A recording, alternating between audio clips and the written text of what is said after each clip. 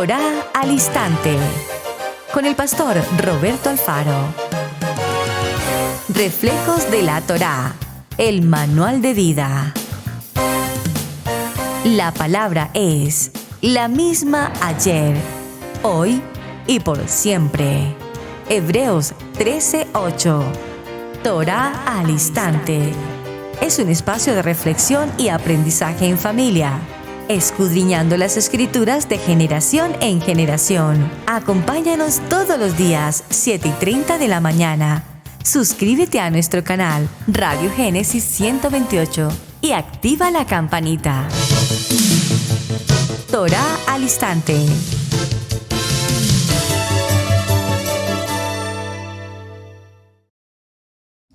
Shalom, mis amados hermanos, bienvenidos a este tiempo especial de Torá al Instante.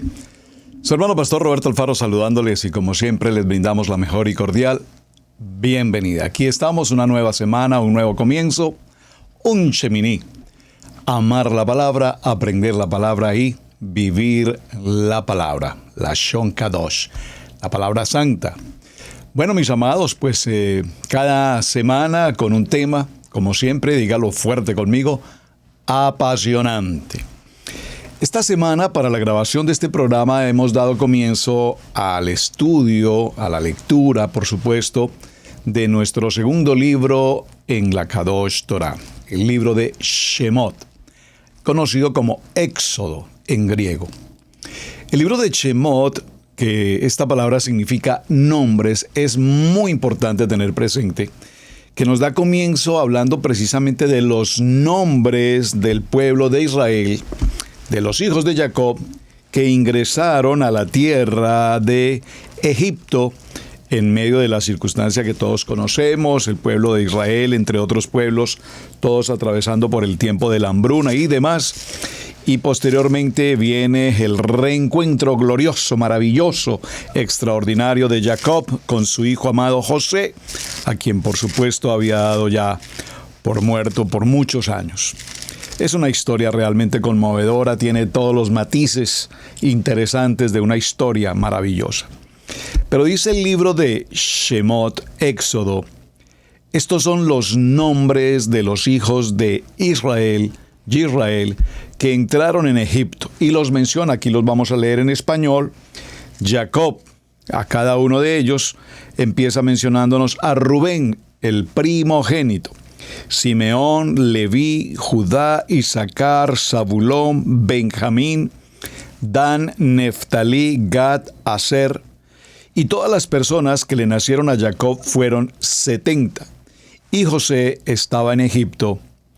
Y bueno, el principio y el fundamento del parashot correspondiente al primer libro de Shemot, Nombres, nos deja un mensaje importantísimo que tiene que ver específicamente con lo que va a ser el lenguaje Kadosh, el estudio del alefato hebreo.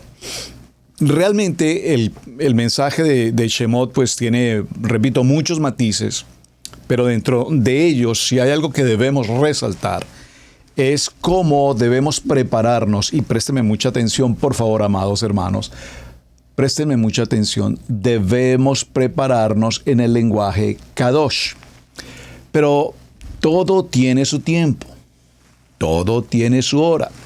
Hermanos, tranquilos, no se apresuren. Seguramente hay personas a quienes se les facilita enormemente aprender los idiomas, el inglés, el francés, el alemán, y en particular el lenguaje Kadosh, el hebreo. Por supuesto, esto requiere de práctica, requiere de compromiso, requiere de una gran responsabilidad, pero ante todo, cuando estamos en el estudio de la Torá, pues sabemos que se hace muy importante que aprendamos el lenguaje hebreo, el lenguaje Kadosh. Y repito, es el mensaje que Shemot nos quiere entregar. Entonces, voy a hacer una semana, un ejercicio bastante sencillo, bastante práctico. Y recuerden que mi objetivo en Torá al Instante, en principio, es siempre llevar este mensaje en el proceso de transición a la Torá a aquellas personas que en particular por primera vez están escuchando algo que tiene que ver con Torá. ¿Saben? Hermanos, es que es necesario que alguien nos enseñe. Hay maestros maravillosos aquí en Internet, por supuesto, personas maravillosas, con amplios conocimientos, con una vasta experiencia de estudio a lo largo de miles de años, rabinos de 3.000 años, generación tras generación tras generación, lo que conocemos como los jajam, sabios. Amén. Gloria al Eterno por todos esos moré maravillosos que han tomado, repito, por genealogía de historia familiar, la escuela, la enseñanza, la yeshivá de la Torah. Pero para quienes estamos viviendo el proceso de transición, y hablemos de los últimos 528, 529 años, es decir, partiendo de 1492, la historia de nuestra América hispanoamericana, pues en esos 528 años mucho tenemos por aprender. Entonces, vamos a hablar esta semana nuestro tema respecto del alefato hebreo. Nosotros tenemos nuestro abecedario en español, tenemos el alefato hebreo, también tenemos lo que conocemos mejor como el Aleph Bet, el Aleph Bet, la primera o el Aleph Ta, también la primera y la última, Aleph 1, Tab 400.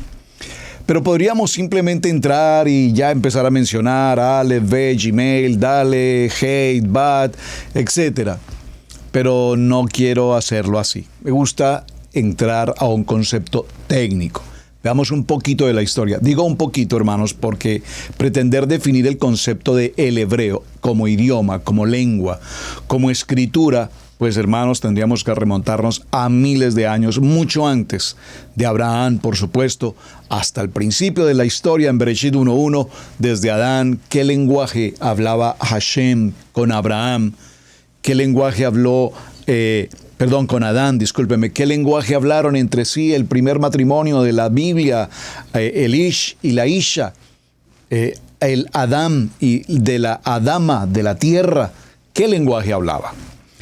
Por cultura, por historia y por ciertos conceptos en general, se ha considerado que el hebreo ha sido el primer idioma, es decir, que Adán hablaba hebreo. Es una historia muy tradicional. Podríamos decir que sí, digamos, asentando esta historia, pero realmente tendremos que mirar algunos detalles interesantes. Pareciera ser que en un principio había o hubo un solo idioma, pero posteriormente ustedes recuerdan la historia de aquella famosa Torre de Babel, donde se repartieron diferentes idiomas, etc. Todo esto tiene que ver con nuestro tema de semana. Vamos, por supuesto, a revisar las 22 consonantes del alefato hebreo. Vamos a procurar aprenderlas de memoria, practicarlas en el pizarrón, sí es interesante, y desde luego empezar a mencionarlas por su nombre y empezar a mencionar, muy importante, su valor numérico. Cada una de las letras en el alefato hebreo tiene un número que la representa y que nos es muy importante para que hablemos de los códigos que muchas, es decir, que los códigos en términos generales, que los códigos de todo el alefato hebreo nos hablan de una manera extraordinaria. Quiero agradecer al Instituto de Israel que me facilitó este material en PDF para hablar sobre la historia del alefato hebreo. Tengo un querido amigo allí y él me envió un material a la suscripción que tenemos de Radio Génesis 128 e Israel Casa Integral.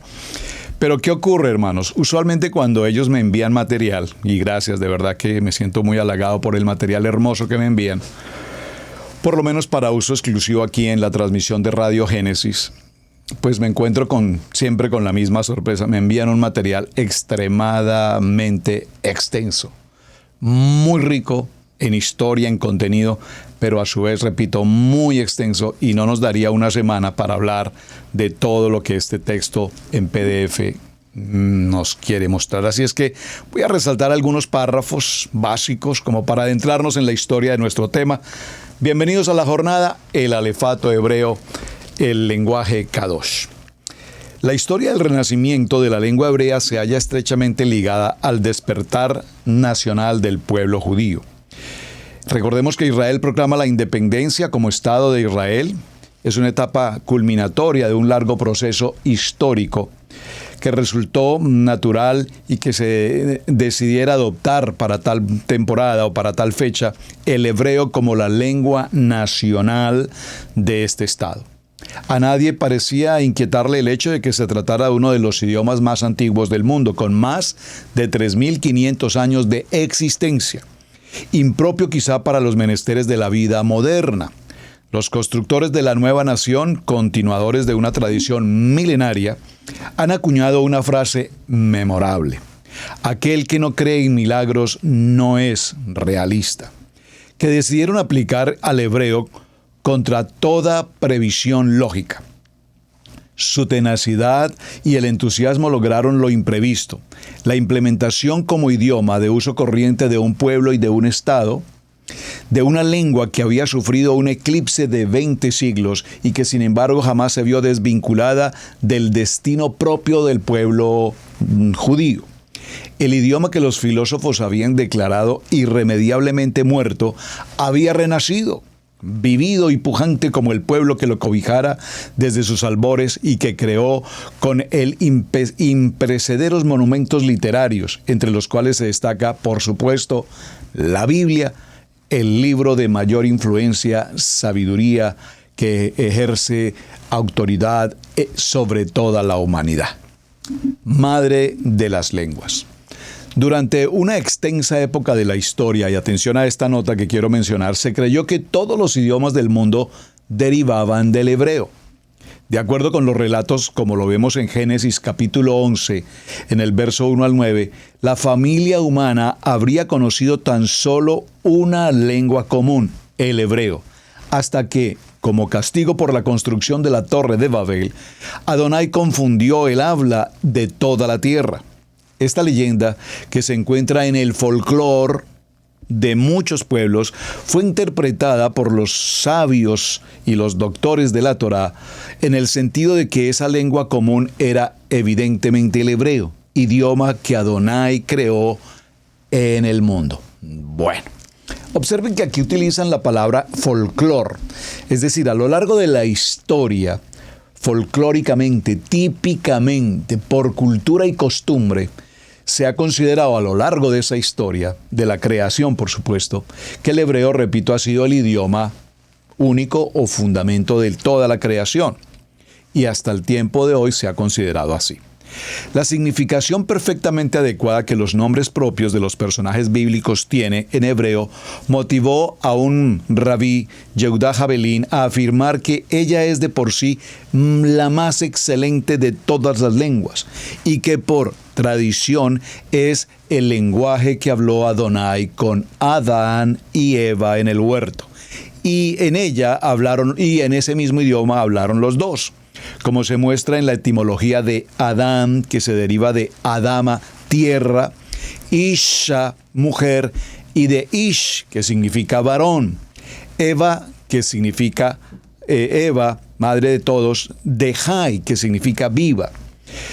La convicción de que el hebreo había sido la lengua primitiva de la humanidad fue abrigada por toda la comunidad de la casa de Israel, tanto judíos como no judíos, en diversas épocas.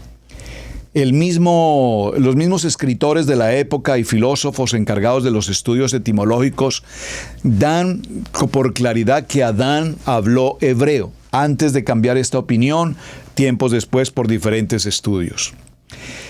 En la Biblia se conoce el hebreo como lengua cananea, esto es Sefat Kenaan. Sefat Kenaan. Por favor, tome nota de esta palabra que estoy mostrando acá. Es muy interesante que usted lo tenga en sus notas de estudio personal, porque me parece que esto lo estamos aprendiendo ahora y es interesante que lo tengamos presente. Lo voy a repetir. En la Biblia se conoce el lenguaje hebreo como lengua cananea, esto es Sefat Kenaan. Lo vemos en el libro de Isaías, en el capítulo 18 y 19. Y también como judía, Yehudí, nombre que aparece en varios pasajes. Más tarde, al comenzar a emplearse el hebreo con los fines rituales y religiosos, se le conocería con el nombre de lengua sagrada. Escríbalo, por favor. Lengua sagrada. Esto en hebreo es Lashon HaKodesh. Este nombre fue usado durante siglos hasta nuestros días, en que debido al carácter secular del idioma, fue desplazándose gradualmente por el de ivrí o hebreo, término acuñado ya en la época talmúdica y que también aparece en forma helenizada en el prólogo griego del libro de Ben Sirá o Eclesiastés. Interesante. El hebreo ya se hablaba en Canaán, nombre antiguo de Eretz Israel. Antes del arribo al país de los primeros ivrí, hebreos, aun cuando Abraham y sus allegados hablaban probablemente arameo o alguna de sus formas primitivas, los descendientes de Abraham ya hablaban con toda seguridad un idioma que habían adoptado, modificado y desarrollado de sus antepasados y que seguramente conserva numerosos trazos y aspectos lingüísticos de esta lengua del hebreo. Desde el punto de vista lingüístico, el hebreo es, pues, una de las variantes dialectales del cananeo, hablando también por fenicios, moabitas, amonitas y edomitas. El descubrimiento en 1868 de la estela de Mesa, en la cual este último, rey moabita del siglo IX antes de Mashiach, refiere como, luego de sacrificar a su primogénito en honor del ídolo Kemosh, infligió la derrota a Israel. Corroboraba el gran parentesco existente entre el hebreo y los idiomas de los pueblos vecinos. Un hallazgo más revelador aún en el descubrimiento en 1887 en el Egipto medio de las cartas del Tel el Amarna, tablas de arcilla escritas en caracteres cuneiformes que contienen los correspondientes intercambios entre el siglo IV y demás, que entre los monarcas Amonfis y su hijo Amonofis IV y los príncipes de Palestina, Fenicia, Siria meridional. Las cartas escritas en acadio están llenas por doquier de palabras cananeas. Muy importante, y algunas de ellas se hallan escritas casi enteramente en este idioma más antiguo que el hebreo bíblico, pero comparado con él.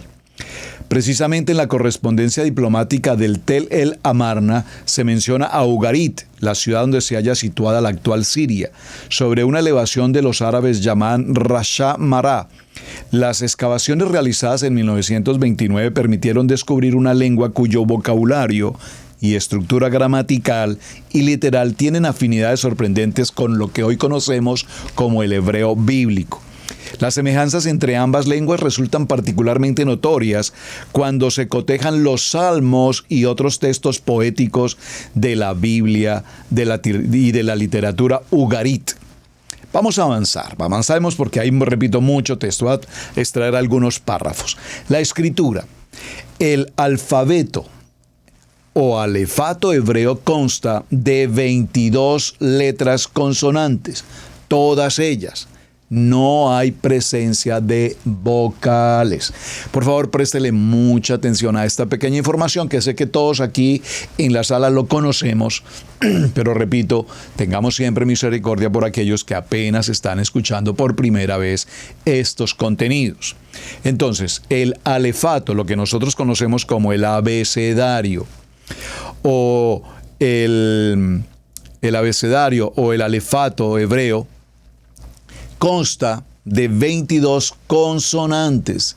Es decir que el alefato hebreo, repito, no tiene consigo lo que conocemos como las vocales A, E, I, O, U. No, señor, no existen. Ya veremos un poco más adelante cómo entonces, para el alefato hebreo con sus 22 consonantes, debemos utilizar otros elementos simbólicos que tomen el carácter o la representación o el valor de nuestras vocales en el alefato, en el abecedario hispano o castellano mejor.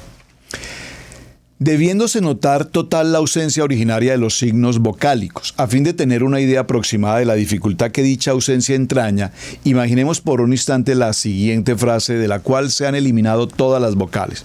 No la puedo repetir porque son solamente letras, no tienen letras en el lenguaje en español, no tienen vocales, entonces se hace difícil su interpretación, pero a estas letras se las puedo transcribir aquí en el chat. Al colocar las vocales a estas letras sin vocales, básicamente la frase que se forma es: ama a tu prójimo como a ti mismo. Es decir, hagamos la tarea. Escriban ustedes, amados hermanos, en su pizarrón, en su cuaderno, en su libreta, en su agenda. Escriban la palabra ama a tu prójimo como a ti mismo. Hagamos el ejercicio, por favor. Escríbanlo. Ama a tu prójimo como a ti mismo. ¿Ya lo hicieron? Muy bien. Una vez lo hayan hecho, ama a tu prójimo como a ti mismo. Ahora vamos a eliminar todas las vocales. O sea, de la palabra ama nos queda solamente la A, la siguiente A borramos, tú borramos la U, prójimo quitamos la O, la I, la O, como borramos la O y la O, a ti borramos la A, borramos la I, mismo quitamos la I y quitamos la O. Entonces nos quedan las siguientes letras: M, T, E, P, R, J, M, C, M, T, M, S, M. Un ejercicio maravilloso. ¿Cómo sería nuestro abecedario en español sin vocales? Es increíble. El libro de Levítico, en el capítulo 19, verso 18, nos da un ejemplo sobre este punto con la frase que estamos tomando. Esta verdadera fuga de vocales exige un conocimiento previo del hebreo, sin el cual la lectura resulta casi imposible. La explicación de esta característica del hebreo y otros idiomas semánticos consiste en que la raíz consonántica, generalmente trilitera, expresa la idea principal, razón por la cual las vocales son elementos accesorios. Facilísimo, sencillo, muy sencillo. Ya en la Biblia hallamos 4 consonantes, Aleph, G, Bad y O, que hacen las veces de vocales, siendo llamadas por esta razón Imot Hakria, Matres Lexion. Guías de la lectura. Interesante. Miren esto. Lo voy a repetir. Tome nota, por favor. Yo les voy a indicar exactamente dónde debemos tomar nota. En las consonantes que tenemos dentro del alefato hebreo hay algunas de ellas que toman una característica de vocales. ¿Cuáles son? Aleph, Hey, Bat y Yod. Esas características o estas 4 letras que he mencionado hacen las veces de vocales, siendo llamadas por esta razón. Escríbalo: Imot Hakria, con K, H-A-K-R-I-A, Amot Hakria. Guías de la lectura. Paulatinamente se ideó y se perfeccionó un sistema de puntuación indicativo de las vocales. La declinación del hebreo como idioma hablado tornó urgente la tarea de idear algunos signos vocálicos que permitan la lectura correcta e inequívoca e impidiera toda peligrosa desviación del sentido primitivo de las palabras. Se experimentaron varios sistemas de vocalización, de los cuales conocemos 3. Por favor, muy importante: el babilonio, el palestino y el tibiriense. Los 2 primeros sistemas que han llegado a nosotros a través de los antiguos manuscritos descubiertos recientemente son superlineales, es decir, que se marcan sobre las letras. El sistema tiberense, el mismo que se usa en la actualidad, es sublinear, salvo para algunas vocales. Este sistema se originó presumiblemente en las academias de Tiberias, siendo ideado y desarrollado por los masoretas, eruditos de los siglos X, de los siglos VII y VIII de la era común, que se consagraron a la perseveración del texto bíblico para poder conservar su genuina lectura. Esto es interesantísimo. Creo que en otro estudio anterior habíamos hablado un poco más en detalle sobre este tema y hablamos sobre la importancia de los masoretas, la escritura cuneiforme, las pinturas, la manera como se escribía a través de dibujos, los dibujos rupestres. ¿Recuerdan todos estos signos gráficos tan estudiosos, tan extraordinariamente importantes? Es muy bonito el tema porque, bueno, tengo la bendición de parte de Hashem de hace ya algunos años en mi experiencia académica, profesional, haber tenido el privilegio de haber estudiado algo que es muy llamativo, aunque ya no lo practico hoy lastimosamente, que esa es la grafología. La grafología estudia las formas, la identidad, la autenticidad de los escritos. Eso es básicamente el trabajo de un grafólogo. Es decir, el grafólogo tiene como objetivo, dentro de un proceso de investigación forense, establecer si los documentos, las grafías, las firmas, los sellos, los gestos gráficos son auténticos, son originalmente marcados y establecidos por el amanuense, o se trata de una forma de falsificación servil vil o por imitación, etcétera, etcétera. Es un campo muy hermoso. Pero en la época en que estudié aquel tema de la grafología, recuerdo que utilicé este sistema para establecer a nivel de procesos de incorporación laboral a las personas dentro de una empresa. Y esto surgió a raíz de un estudio que había tomado o de una lectura que hice en un texto sobre grafología oriental. Definitivamente, pues digo oriental, no sé chinos, japoneses, no sé cuál es. A veces no puedo diferenciar entre quiénes son chinos o quiénes son japoneses. Es interesante. Me pareciera que todos son ojos rasgados y todos los vemos chinos, todos los vemos japoneses, pero no, cada uno de ellos tiene sus características. Así como mucha gente nos ve a todos los hispanos de una misma nación, no, todos, unos de Colombia, otros de México, otros de Ecuador, otros de Perú, otros de Costa Rica, cada uno. Bueno, pero la historia es que alguien en el Japón escribió un libro muy interesante sobre grafología. Y en su narrativa, este libro indicaba cómo en el Japón, cuando una persona entraba a un proceso de selección en empresas, las grandes empresas multinacionales del Japón, entonces ¿cómo se llaman? Los encargados de la selección del personal, lo que hacían era tomar a los interesados, a los aspirantes, y tomarles muestras grafológicas, escribirles, hacían dictados, les pedían que escribieran algo de su biografía o que escribieran algún tipo de poema, cualquier cosa. Después de que hacían la escritura, entonces el grafólogo, una posición muy importante dentro de la empresa, lo que hacía era tomar esos textos escritos y observar. ¿Qué observaba? La altura de la letra, la dimensión de la escritura, la inclinación hacia la izquierda, inclinación vertical, inclinación hacia la derecha. Todo esto tiene una representación. Cuando alguien escribe o cuando nosotros escribimos, estamos dejando nuestra identidad escritural. Esa identidad, lo que se llama el gesto gráfico de la persona, es una identidad única, es decir, no hay otro ser humano que escriba como tú escribes, no lo hay.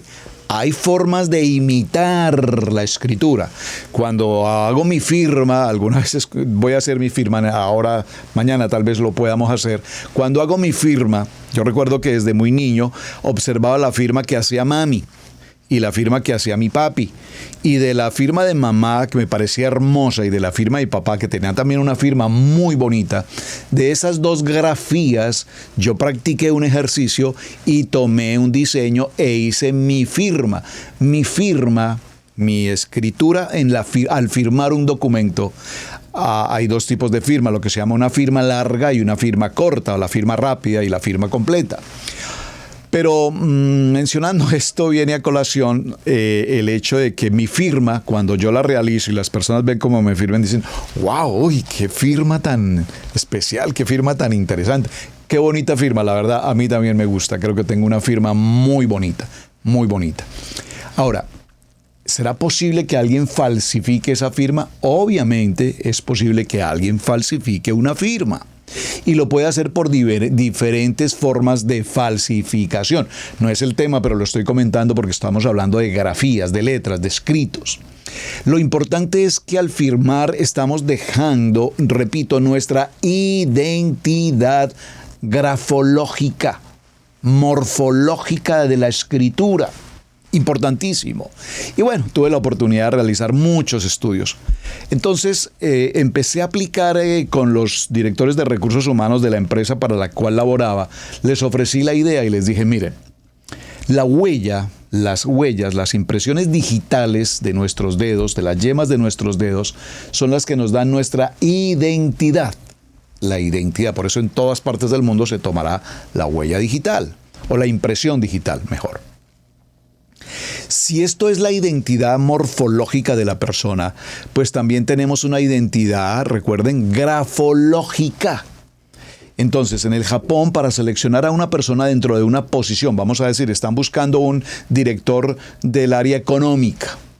Cuando la persona escribe un texto, un poema, su biografía, su historia, y los grafólogos estudian su morfología grafológica, concluyen que esa persona no tiene la actitud, la capacidad a un graduado en economía, pero no es la persona idónea para desarrollar ese trabajo que ellos necesitan. La aplicación de esa vacante no le da grafológicamente para ocupar esa posición, pero sus rasgos morfológicos en la grafología sí muestran que tiene habilidad, digamos, en el área comercial.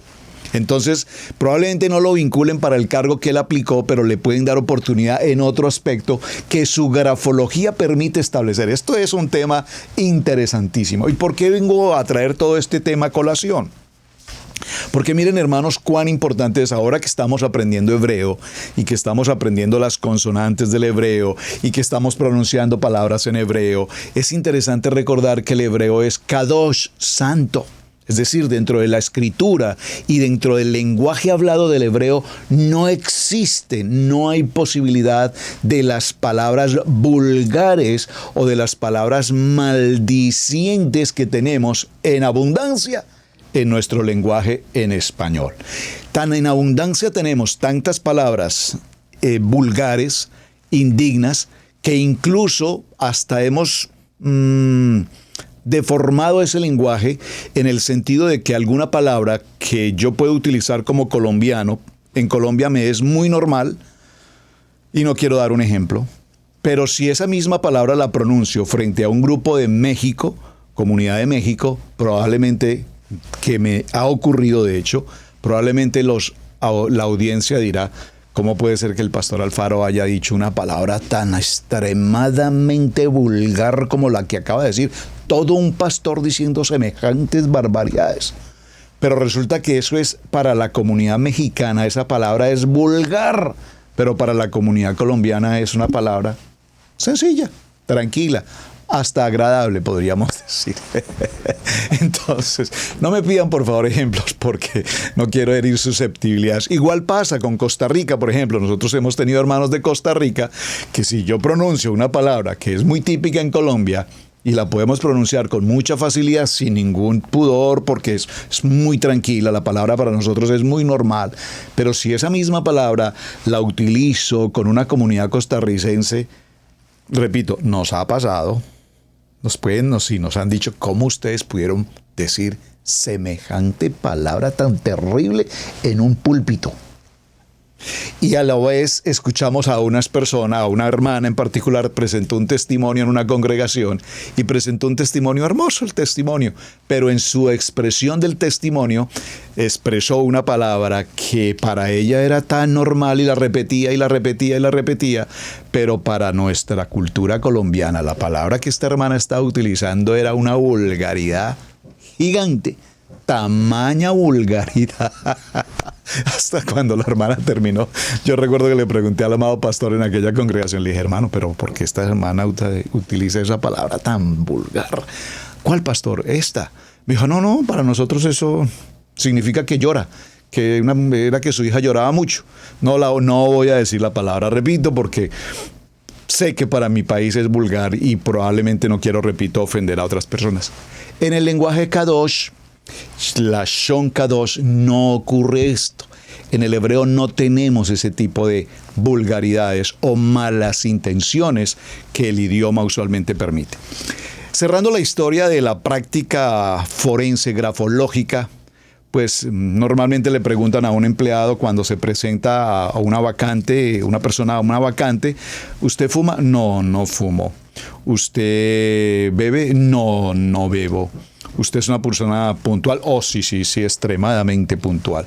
¿Usted tal cosa? Y todo contestamos en favor de o en beneficio. Pero cuando le hacemos el estudio grafológico, nos damos cuenta que la persona es alcohólica, que la persona siempre es impuntual, que la persona es mentirosa, que la persona tiene toda una serie de defectos. Interesante. Y empezamos a aplicar aquella norma que al principio tuve rechazo por varios directores de recursos humanos que no creían en mi expectativa. Pero por la gloria del Eterno, con el paso de los años, no fue un proceso de un año, fue un proceso de por lo menos 6 años, hicimos pruebas y logramos el resultado que se hizo en el Japón.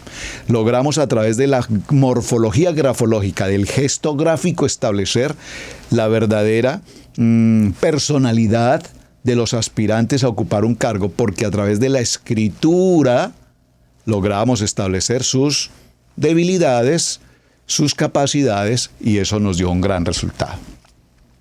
La experiencia, entre todo, para comentar un poco, es que cuando compartía las conferencias sobre los temas grafológicos, todo el mundo me escribía en un papel cualquier nota y me decían, por favor, dígame mi letra, ¿qué soy yo? ¿Cómo soy yo? ¿Qué significa esto? Y eso pasa a ser tal vez más de estudio grafológico a convertirse como en un concepto de adivinanza o de cosas por el estilo. Así es que desistí de seguir haciendo ese tipo de labor. Así es que no me vayan a pedir, por favor, que les hable sobre eso, porque no lo voy a hacer. Muy bien. Seguimos con nuestro tema hablando de la importancia de la escritura y de la lectura y del hablar en el concepto del hebreo. La escritura y la lectura se efectúan de derecha a izquierda, característica común a la casi totalidad de las lenguas semíticas. Muy importante, las lenguas semíticas.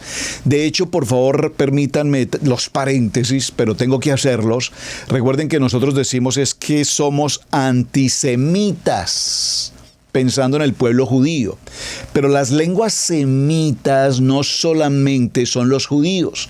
Los árabes y otros pueblos también son semitas desde el punto de vista de la escritura y desde el punto de vista del idioma. Por lo tanto, cuando nosotros decimos es que esa persona es antisemita, lo que está diciendo es a esa persona no le gusta el idioma o a esa persona no le gusta la cultura. Vean qué interesante. Por eso utilizamos palabras que no corresponden. Nosotros no fuimos, o alguna vez en la vida probablemente fuimos, lo que decíamos antisemitismo, pero es un error. Es un error de forma en el contenido grafológico, en el contenido literal de la palabra. Porque las lenguas semitas, y de paso, ¿qué tal una buena tarea? Usted tome ahí su diccionario, aquí mismo al internet, busque lenguas semitas. Y escríbalo por favor en el chat, envíeme la tarea. ¿Cuáles son las lenguas semitas? ¿Qué países o naciones hablan lenguaje semita o hablaron el lenguaje semita? Para que no confundamos el idioma, la escritura, el lenguaje con los judíos semitas. No. Cuando se dice que es antisemita, está refiriéndose a todo un nivel de comunicación en un lenguaje de lenguas semitas. Pero con el pueblo judío en particular somos judeofóbicos, fuimos, si es que alguna vez lo fuimos. Digo lo fuimos porque en algún momento no queríamos saber nada que tuviera que ver con judíos y hasta el día de hoy hay mucha gente que es adversa a la cultura judía, al talí, a una kipa, a unos tzitzis, a la Torá. Son judeofóbicos. Entonces yo no sé cómo pueden ser judeofóbicos y aman a Jesús, que es un judío. O sea, ¿cómo puede ser posible que alguien odie al pueblo judío, a nuestros amados hermanos de Judá, de la casa de Israel, y aman a Jesús, que es un judío? O sea, son cosas que no tienen ningún sentido. ¿Están captando el mensaje? No tiene sentido que alguien pueda odiar a la comunidad judía y amar a Jesús, comillas, a Yeshua. Porque si amamos a Yeshua, amamos a Jesús, un judío, pues amamos a nuestros hermanos de Judá, porque son nuestros hermanos de la casa de Israel. Entonces, es interesante porque cuando leemos los libros, permítame traer aquí nuevamente mi libro de oraciones, cuando leemos el libro en hebreo, un libro original, una escritura hebraica, normalmente si yo tomo el libro, como tomo mi Biblia, permítame tratar de hacer el ejemplo, si yo tomo mi Biblia, esta es la portada principal de la Biblia y la abro de derecha a izquierda. Y voy avanzando en la lectura. Génesis aparecerá aquí en el primer lugar y así sucesivamente. Pero cuando tomo un libro hebreo, si esta fuera mi Biblia hebraica, entonces debo abrirla en el sentido contrario. Aquí está la portada y la empezamos a abrir acá y la empezamos a pasar así y la lectura la hacemos de derecha a izquierda. De derecha a izquierda. De derecha a izquierda. Creo que el ejercicio lo hicimos la semana anterior y espero que todos lo hayan entendido. Lo repito porque me parece hermoso este ejercicio. Cuando leemos de derecha a izquierda, el Adón del mundo reinó ya en la creación, pues por su voluntad se hizo todo, luego se proclamó rey. Al haber acabado todo, comenzó a reinar él solo. Existía, existe y existirá la gloria y etcétera. Lo hacemos de derecha a izquierda, de derecha al corazón. De la derecha al corazón. Toda la Torá viene de la derecha al corazón. De la derecha al corazón. ¿Lo captaron? Un bonito ejercicio muy interesante. Entonces, seguimos con el punto. Algunos estudiosos conjeturan que la escritura en la antigüedad, al servirse de la piedra para grabar los caracteres, profirió la dirección natural de la mano, es decir, de derecha a izquierda. Más tarde, al utilizar el barro y la arcilla, se invirtió en algunos idiomas el sentido de la escritura, prefiriéndose la dirección de izquierda a derecha, por las ventajas que ofrece para no estropear o borrar un signo al trazar a continuación de otro. El hebreo se escribe en el alefato semítico común, empleado igualmente por los hebreos, moabitas, arameos y fenicios. Los griegos adoptaron de estos últimos el alefato consonántico hacia el año 1000 antes de Yeshua, dándoles a las letras nombres parecidos a los caracteres semitas. Mas si bien todos los nombres tienen más o menos un significado en su idioma original, no tienen ninguno en griego. Las palabras se separaban ordinariamente mediante puntos, siendo tal separación muchas veces irregular. Se cree que una separación adecuadamente fue implantada antes de los masoretas, cuando se introdujeron las formas finales para 5 consonantes hebreas. ¿Cuáles son estas 5 consonantes hebreas? La Kaf, Men, Nun, Pe y Sadi. Ya vamos a ver eso un poco más en detalle. Los signos sintácticos se subdividen a su vez, esta parte la voy a avanzar, el hebreo bíblico. Y creo que vamos a dejar la lectura del estudio hasta aquí para entrar a hacer una práctica que quiero desarrollar con todos ustedes. ¿Cómo estamos en el tiempo? Permítame reviso, vamos bien. En el hebreo bíblico, que consta de 7.704 palabras en la Biblia, número que indudablemente no refleja la totalidad del vocabulario empleado en aquel periodo. Abrigar una opinión contraria sería tan absurdo como creer que las 25.000 palabras utilizadas por Shakespeare o las casi 30.000 que hallamos en sus textos de James Joyce agotan la riqueza idiomática de sus respectivos periodos. El estilo del hebreo clásico de la literatura bíblica es solamente noble y majestuoso pese a la concisión del lenguaje. Las imágenes se caracterizan por su riqueza y vigor. La parquedad del lenguaje bíblico no fue óbice para los rabís que enriquecieron sus relatos originalmente con innumerables y leyendas e interpretaciones. Algo similar ha hecho en nuestro tiempo los escritos, varios, pues vienen aquí varios menciones.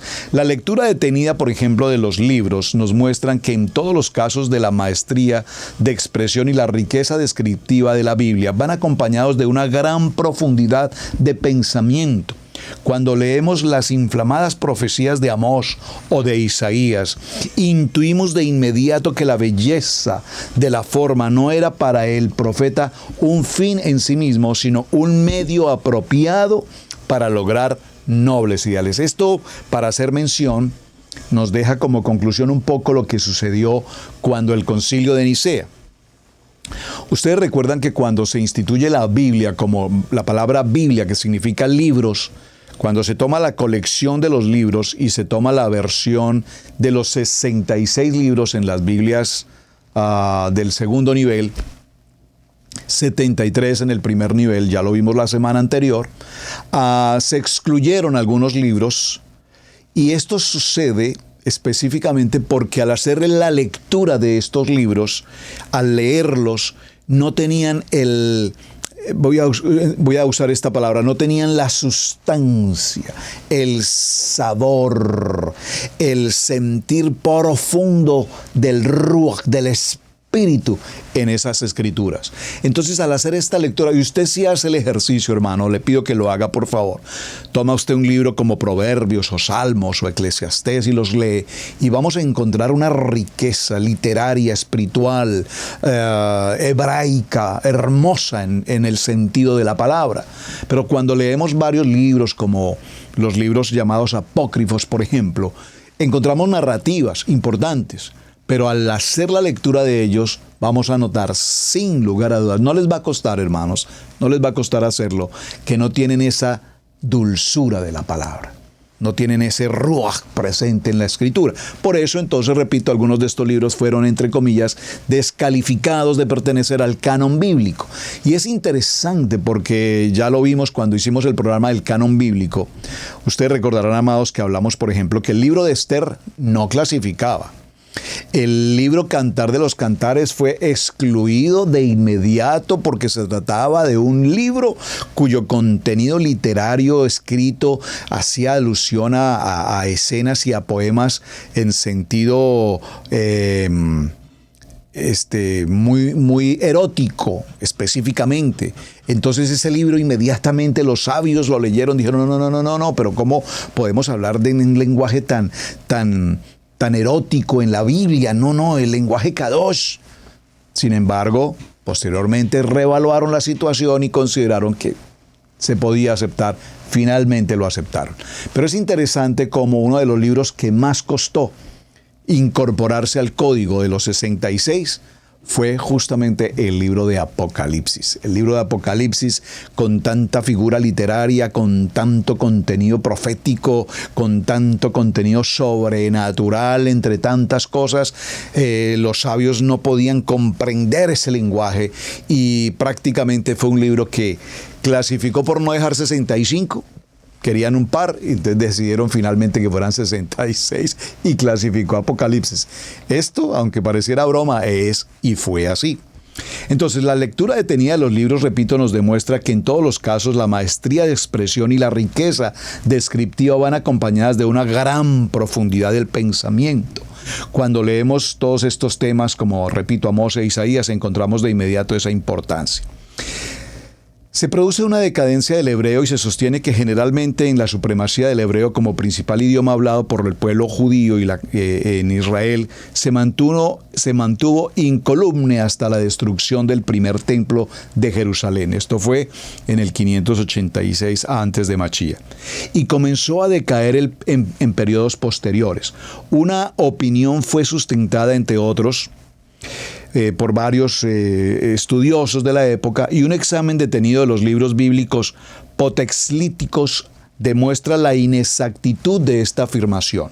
Los profetas que vinieron durante el periodo del desierto en Babilonia, los profetas que vivieron durante el periodo de destierro en Babilonia, Ezequiel y el así llamado Deutero Isaías, jamás aludieron al olvido de la lengua hebrea entre los desterrados, pese a que denunciaban y fatigaban toda clase de transgresiones. Se cree incluso que una centuria después de la destrucción del primer templo, aún se hablaba hebreo, no solo en Eretz Israel, sino también en Persia, donde vivió y actuó Nehemías, cuyo celo por una auténtica vida judía es descrito finalmente en la Biblia. Algunos estudiosos han expresado la convicción de que el hebreo que se habló, por ejemplo, en Palestina hasta la época de los macabeos, en que se dio un proceso de decadencia. Esta opinión no deja de ser paradójica, por cuanto si los judíos no hablaban su lengua durante estas épocas de dominación extranjera y de coincidencias políticas y religiosas, sería harto improbable que lo hubieran hecho al reconquistar su independencia y su derecho a una vida con una cultura autónoma.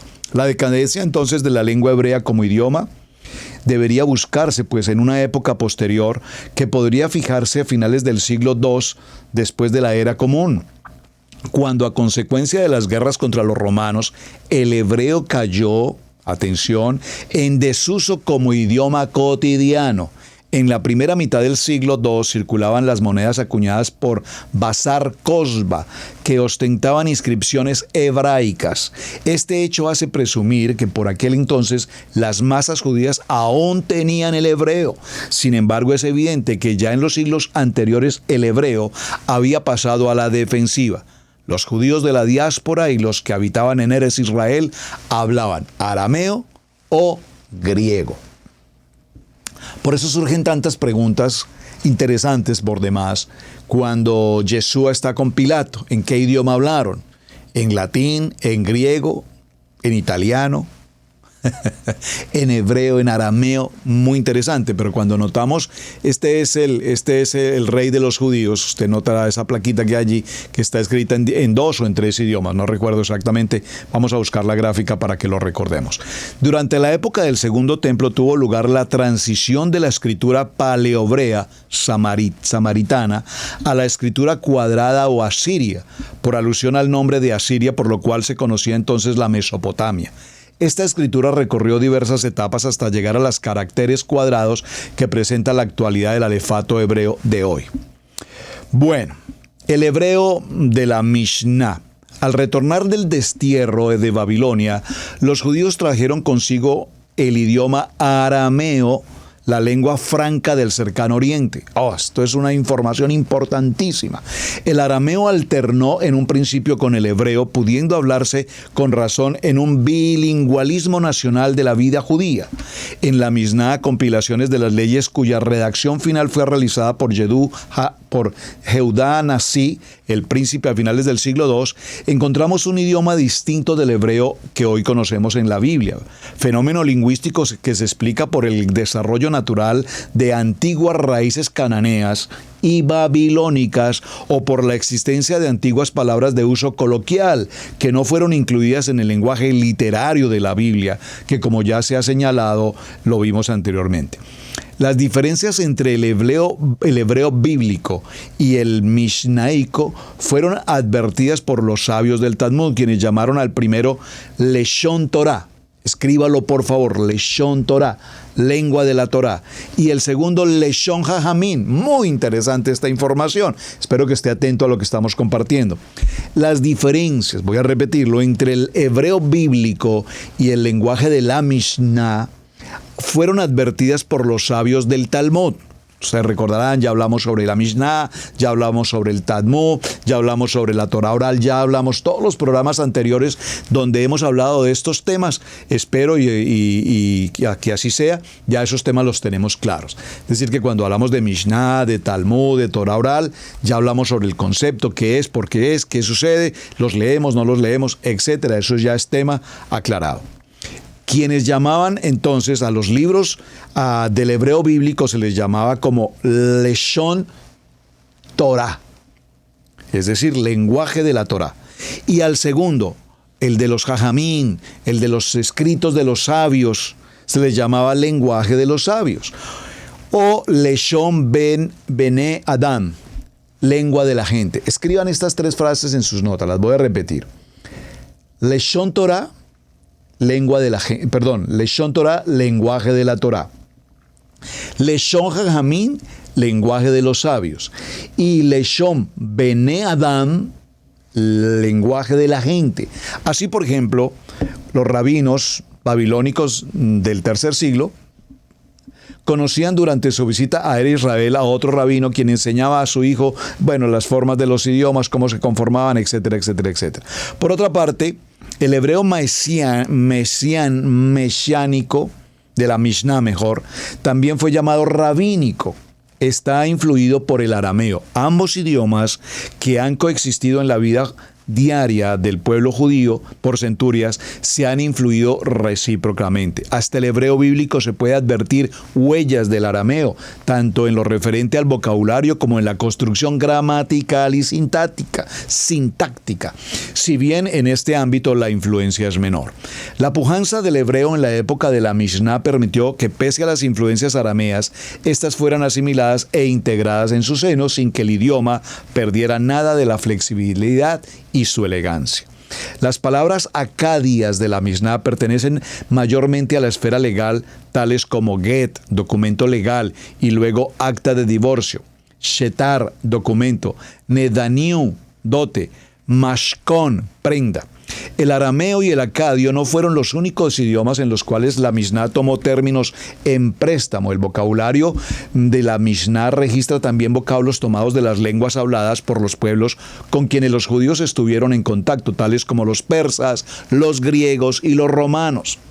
De la persona del persa entraron palabras como ras, secreto, pigam, edicto, y luego aforismo, dat, ley, luego religión, gizbar, tesoro, las que ya se hallan en los libros bíblicos de la época tardía. Las palabras griegas y latinas son mucho más numerosas.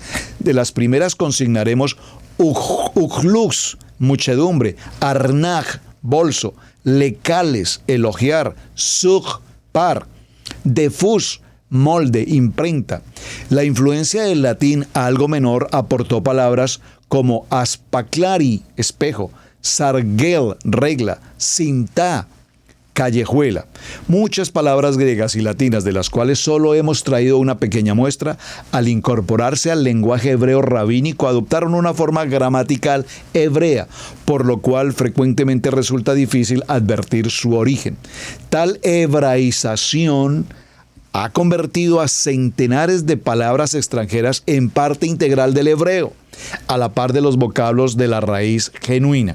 El hebreo de la Misná no solo tomó palabras prestadas, acuñó también numerosos vocablos en situaciones que hoy están equivalentes en los contextos bíblicos. Las palabras se impusieron definitivamente y permanecieron, un fenómeno que subsiste en el hebreo moderno.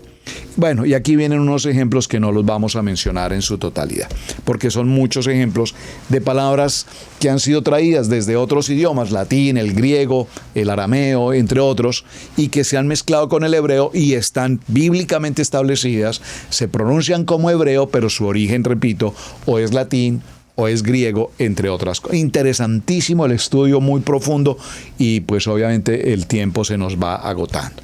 Entonces vamos a hacer un ejercicio pequeño, hermanos. Quiero pedirles a todos ustedes, amados, que hagan la tarea. Yo ya la hice, aquí la tengo. En esta tarea, por favor, hagamos todos la tarea. Usted la encuentra disponible, ahí está en internet, muy fácil ubicarla. Hagan por favor esta tarea. Tomen su cuaderno, su agenda, su pizarrón y practiquen por favor durante esta semana las 22 consonantes. Escríbalas, si puede escribirle el nombre, yo lo hice solamente con el número, escribí la letra correspondiente, Aleph, Bet, Gimel, Dalet, Hei, Bat, etc. y hasta completar la letra Tap. Escríbalas todas, las 22, más la letra Sofit, que son las... Bueno, luego hablaremos sobre eso. Escríbalas todas. Pero ¿cuál es el propósito de esta semana? El propósito que tenemos en esta semana es hacer la escritura y al hacer la escritura, repetirlas. Vamos a hacer esta semana, repetirlas. Mañana, si el Eterno lo dispone así, haremos entonces el siguiente ejercicio. Vamos a mirar las primeras letras, las primeras 5, creo, las primeras 5 letras del alefato. Aleph, Bet, Gimel, Dalet, He o Hei. Y vamos a ver cómo se escriben, cuál es su valor numérico. Y observen que aquí en la parte inferior tengo otras letras. ¿Cuál es el ejercicio que vamos a hacer? Atención. Busque aquí en internet cuál es su nombre. Mi nombre es Roberto. ¿Cómo se escribe su nombre en hebreo? Atención, no sé si se les ha ocurrido hacer ese ejercicio. Espero que se les haya ocurrido. Lo vamos a hacer aquí en casa todos. Entonces, mi nombre se escribe con las letras Resh, Bat, Bet, Resh, Tet y Bat. Aquí dice Roberto. Y Resh vale 200, Bat vale 6, Bet vale 2, Resh vale 200, Tet vale 9 y Bat vale 6. ¿Cuánto suma esto en total? 263. ¡Wow! Cuando vi este 263 de mi nombre, algo muy interesante está ocurriendo aquí. Muy interesante está ocurriendo aquí. Después se los explicaré. Entonces, el ejercicio de esta semana, ¿en qué consiste? Mañana daremos entonces el Aleph, Bet, Gimel, Dalet, Hei, pero veamos cómo en estas letras del alefato hebreo tenemos el nombre de nuestro amado Mashiach. ¿Por qué la Aleph representa Mashiach? ¿Por qué la Bet representa Mashiach? ¿Qué representa cada una de ellas? Entonces veremos cada una de estas letras, su simbología, su valor numérico y el valor o la tipología que tiene para nuestro amado Yeshua HaMashiach. Un ejercicio interesantísimo. Entonces ya saben cómo está la tarea. Todo el alefato hebreo, Escríbanlo, por favor. Todo el alefato hebreo, escriban el valor numérico, y a escribir el valor numérico, si pueden, también háganlo completo escribiéndole la letra. Ustedes observan, por ejemplo, que aquí tengo la letra men, esta manera como se escriben las dos letras men. La podemos escribir de esta manera. Men, su valor numérico es 40, y su valor numérico también aquí la podemos ver. Observen que en la lectura que hicimos hoy dice que las letras tienen una forma cuadriculada. A esto se refiere. A esto se refiere. Por ejemplo, esta es una letra men. Tiene estas dos formas de escritura. Tiene que ver con la terminación. Por ejemplo, observen la letra P. También el mismo ejercicio. Una P más corta y una P más larga. Su valor numérico es el mismo, 80. Interesante. La letra Nun, que es la letra 50, obsérvenla, por aquí está. Se escribe de esta manera, y también la letra Nun a la terminación de las palabras, si es una Nun final, se escribe de una manera más larga. Su valor nominal o su valor es 50 para las dos, la letra Nun. Bueno, muy bien, amados. Este es el ejercicio que vamos a hacer esta semana. Nuestra primera jornada hoy fue hablar básicamente, nos quedó por supuesto mucho tema por tratar. Aquí tengo otros títulos: el resurgimiento del pueblo hebreo o del idioma hebreo en la cultura hebrea moderna, el hebreo entre los askenazí, muy interesante cómo hay una diferencia entre el hebreo askenazí y una diferencia en cuanto al hebreo o sefardí, importantísimo. Claro, eso tiene que ver con la ubicación. El idioma sefardí obviamente es Sefarad en España, el idioma ashkenazí hacia la zona más norte, Polonia, Rusia, etcétera, y las diferencias de lenguaje que existen entre una y otra. El hebreo como un idioma hablado, esto lo puedo leer mañana en un minutico porque creo que el tiempo se nos agotó, pero me parece que es un contenido maravilloso hablar, conocer, acercarnos al lenguaje hebreo. ¿Queremos aprender hebreo? Tenemos que aprender hebreo, pero pues empecemos por lo básico. ¿Qué es el hebreo? ¿De dónde viene? ¿De dónde surgió? ¿Cómo surgió? ¿Quiénes son? ¿Es una lengua semita? ¿Por qué es una lengua semita? ¿Cuáles son las demás lenguas semitas? ¿Por qué decíamos que éramos antisemitas? No podemos ser antisemitas si estamos hablando hebreo o estamos estudiando hebreo. Es imposible que seamos antisemitas si estamos estudiando hebreo. No puede ser. Etcétera. Bueno, entonces vamos bien, mis amados. Espero que la semana y la jornada de hoy haya sido de su interés. Como siempre, tenemos mucho que aprender. Gracias, Hashem, porque nos has abierto los ojos al aprendizaje de tu Kadosh Torah, y como dice tu palabra, conoceremos la verdad, y la verdad nos hará verdaderamente libres.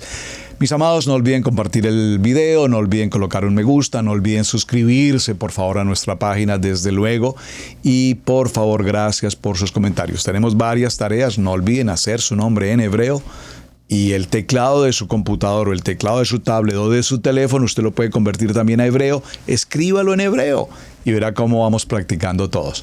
Shalom, mis amados, muy buen día. Boker Tov para todos y muchísimas gracias por acompañarnos. Muy buen día. Shalom.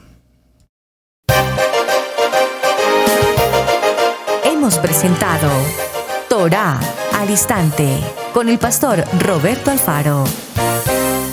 Para nosotros es un placer poder servirle. Contáctanos a nuestro correo radiogenesis128@gmail.com. Torah al Instante.